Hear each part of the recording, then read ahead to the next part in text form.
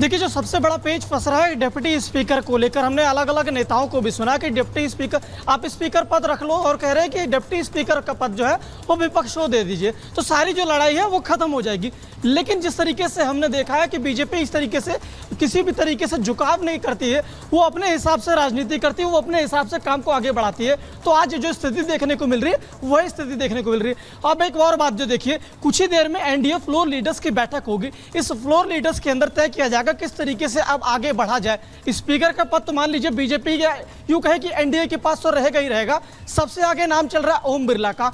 लेकिन जो अब लड़ाई है कि डिप्टी स्पीकर का पद किस तरीके से आगे बढ़ा जाए, क्या चुनाव के साथ जाएगा या सहमति होगी, इसमें सबसे महत्वपूर्ण जो किरदार निभा रहे एनडीए में राजनाथ सिंह है। रक्षा मंत्री राजनाथ सिंह बीजेपी के सबसे बड़े नेताओं में से है, और उनकी जो समय है एक कद एक तरीके से बढ़ गया है। अब उन्हें जिम्मेदारी है कि किस तरीके से जो आज बैठक होगी और नेताओं को किस तरीके से समझाएंगे और एक साथ करेंगे। हमने देखा कि पिछले दिनों की किस तरीके से रक्षा मंत्री राजनाथ सिंह, जो बीजेपी के वरिष्ठ नेता हैं, मल्लिकार्जुन खड़गे हो या डीएमके के नेता एमके स्टालिन हो या तमाम नेता हो या खुद अखिलेश यादव हो, ममता बनर्जी हो, तमाम नेताओं से उन्होंने बातचीत की है। लेकिन सभी का एक शुरू में इस तरीके से कहना था कि आप ठीक है स्पीकर का पद अपने पास रखिए, कोई दिक्कत नहीं है हमें, लेकिन डिप्टी स्पीकर का पद है वो विपक्ष के पास दीजिए।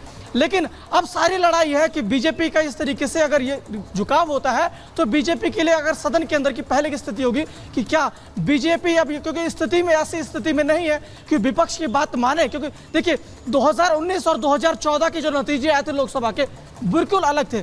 जो 2024 के नतीजे आए हैं, बीजेपी आज अकेले इस स्थिति में नहीं है कि कोई भी निर्णय ले सके। हमने देखा था कि लीडर ऑफ अपोजिशन की स्थिति में भी नहीं थी कि कांग्रेस को लीडर ऑफ अपोजिशन के लिए भी पद यानी उतनी सीट नहीं जीत के आई थी कि उसे लीडर ऑफ अपोजिशन का मिल जाए। लेकिन आज स्थिति ऐसी है कि बीजेपी अपने दम पर कुछ भी नहीं कर पाएगी। अपने सहयोगियों को यानी एनडीए के जो साथी हैं उन्हें जब तक मनाएंगे नहीं, समझाएंगे नहीं, साथ लेकर नहीं चलेगी, तब तक वो कुछ नहीं कर पाएगी। तो आज जो कुछ ही देर में हम देखेंगे कि एनडीए जो फ्लोर लीडर्स की बैठक होगी उसमें मंथना होगी कि किस तरीके से हम लोग आगे चलेंगे। विपक्ष को लेकर जो हमने डिप्टी स्पीकर की जो बात है उसमें किस तरीके से लेंगे, कौन नाम होगा, ये देखने वाली बात होगी। लेकिन जो सूत्र हमारे बता रहे हैं, विपक्ष जो डिप्टी स्पीकर यानी जो बात हो रही है उसको लेकर नाम भी चौंकाने वाले हो सकते हैं अगर सहमति नहीं बन पाई, अगर चुनाव की स्थिति देखने को मिलती है, क्योंकि बीजेपी आज स्थिति में नहीं है कि वो खुद फैसला करे और बीजेपी नहीं चाहती अगर गणेश नहीं बनता है कंसेंसस। चलिए अभी तो हम ये देख रहे हैं जो मीटिंग चल रही है एनडीए की, जो मीटिंग होगी उसमें ये तय किया जाएगा कि क्या करना है, जो सहयोगी दल है उनके साथ बातचीत करके। लेकिन मुझे ये बताइए कि अगर इन केस मतलब अगर हम इसको अगर हम कैलकुलेट करें और अगर इस पर कोई भी आगे पीछे की बात होती है, तो फिर क्या विपक्ष ऐसा भी कर सकता है कि स्पीकर का समर्थन ना करे? देखिए, साफ तौर से हमने अभी कुछ देर पहले राहुल गांधी को भी सुनाया, अपने दर्शकों को अखिलेश यादव को भी सुनाया, इन सभी विपक्ष के तमाम नेताओं का कहना है कि आप स्पीकर का पद रखिए ठीक है, लेकिन जो परंपरा रही है डिप्टी स्पीकर का जो पद है विपक्ष के हाथ में दीजिए।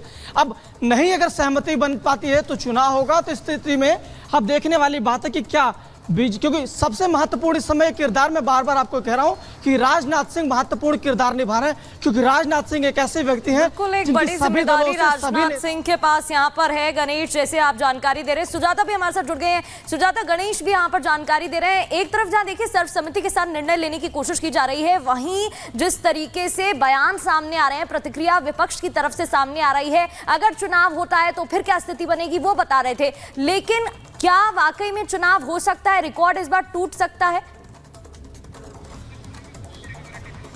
और इस वक्त की सबसे बड़ी खबर का रुख करें, आपके पास आएंगे सुजाता। राजनाथ वेणुगोपाल के बीच बैठक हो रही है। इसी बैठक का दरअसल इंतजार किया जा रहा था, क्योंकि जो कंसेंसस बनाने की कोशिश है उसके लिए क्या कदम उठाया जाता है, उस सूरत में जो काम है वो शुरू किया जा चुका है। ये बड़ी खबर इस वक्त आपको बता रहे हैं, राजनाथ सिंह और केसी वेणुगोपाल के बीच बैठक इस वक्त हो रही है। चूंकि विपक्ष लगातार इस बात को लेकर अड़ा हुआ है कि डिप्टी स्पीकर का पद उन्हें मिलना चाहिए, और एक अहम भूमिका राजनाथ सिंह को दी गई है कि वो एक तरह से कहें कि सहमति बनाने की कोशिश करें। और इस बीच इस बैठक के मायने बहुत बड़े हो जाते हैं। इस बैठक के जरिए आगे की जो तस्वीर है वो साफ हो सकती है, और ये देखना होगा इस बैठक के बाद क्या निकल कर आता है। बिल्कुल, तो बड़ी खबर आपको बता रहे हैं, बहुत बड़ी खबर कि किस तरीके से राजनाथ सिंह और केसी वेणुगोपाल के बीच में बैठक चल रही है। संसद के अंदर ही बैठक हो रही है और हमारे जो सहयोगी हैं वो अलग अलग जगह से हमारे साथ जुड़े हुए हैं। ग्राउंड जीरो से बड़ी टीम एक रिपब्लिक भारत की मौजूद है। सुजाता, आपके पास आना